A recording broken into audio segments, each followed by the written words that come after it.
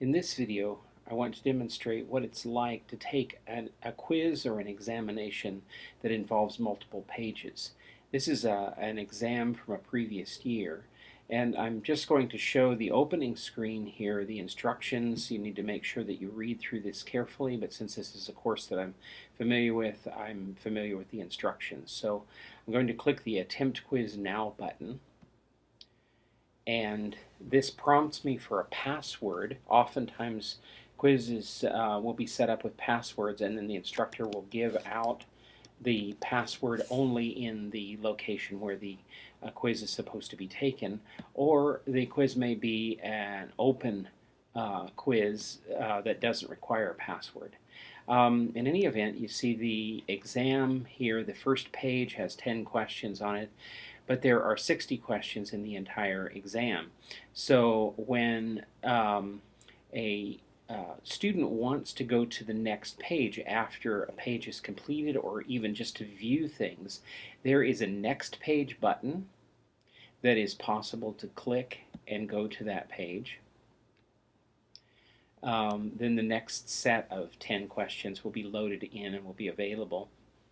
Once you are not on the first page of a multi-page quiz, you can either navigate back or navigate forward depending upon which direction that you want to go.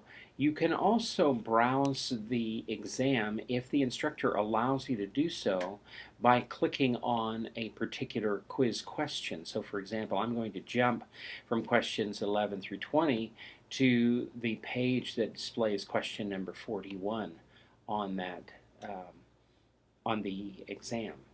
It may take a while to do this, but eventually the questions come up.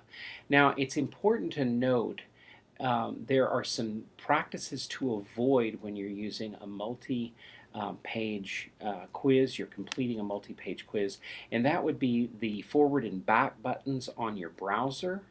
Or if you're using a modern mouse, sometimes there are additional buttons on the mouse that may allow you to, move forward and backward in the exam. In the Moodle system, this can sometimes have a very unfortunate effect, and that's the effect that when you click the button thinking that you're advancing or going back a page, what Moodle interprets that as is a finish attempt. If you finish the attempt at that point, you may be removed from the exam, and the exam or quiz may only have one attempt possible. That then puts you in the unfortunate situation where you may have to go to an instructor and say, I wasn't ready to do this. Now, sometimes there will be the possibility of doing this, but if you click the Submit All and Finish button by mistake or in a panic, then you're going to have to go to the instructor and explain why you ended the exam too early. So it's important not to do that until you've actually completed the quiz to your satisfaction. I just want to go to another kind of quiz that can be offered. In this particular item has multiple pages. Again, it's expecting to have a password typed in, so I want to do that. And passwords can be case sensitive as well as include other kinds of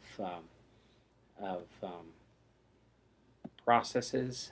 It apparently doesn't like me to do that, so I'm just going to go ahead and let's see. Okay. So in this particular situation, this quiz has 2 questions with just 1 question on each page, and the question is not a multiple choice. In this case, it's an essay question with some specific requirements. The instructions are there. In this particular situation, it's important that you either use the next page button, as was the case with the multiple choice, or that you click on the question that you want to answer, and that you not click on mouse buttons, keyboard direction keys, or other items that may sort of thwart the system and get you into the finished attempt dialogue before you want to. these kinds of things. Exams are among some of the most stressful times that students face, and so this Moodle tutorial has been about taking care of yourself and working carefully as you work your way through multi-page exams or quizzes.